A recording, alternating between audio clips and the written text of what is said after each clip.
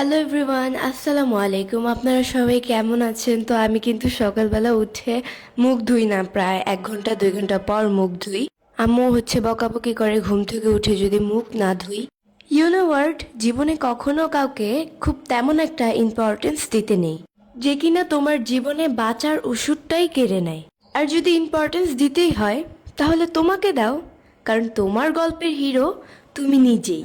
যদি কারো জীবনে থাকা হয় তাহলে মূল্যবান মানুষটি হয়েই থাকা উচিত। যদি কারো কাছে আপনার গুরুত্ব না থাকে তাহলে সেখানে থাকাটাই অযৌক্তিক, অসম্মানের। আসলে কি জানেন, আমরা সব সময় ভুল মানুষের কাছেই ছোট হই। যারা সত্যি আমাদের গুরুত্ব দেয়, মূল্যায়ন করে, তারা কখনোই এতটুকু ছোট করে না, বরং সর্বোচ্চ সময়ে সব সময় আমাদের আগলে রাখে। জীবনে অনেক কিছু শিখলাম, কিন্তু মানুষ চেনা হলো না।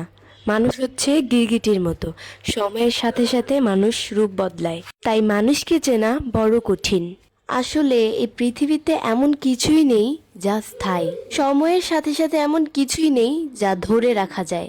কিংবা মানুষ হোক বা তার সাথে কাটানো সেই মুহূর্তগুলো, সময়ের সঙ্গে সঙ্গে এই সব কিছু নিজের সাথে রং বদলায়, নতুন কোনো নামে বা অন্য কোনো ঠিকানায়। মানুষ সম্পর্ক তৈরি করে মন দিয়ে, আর বিচ্ছেদ ঘটায় কথা দিয়ে।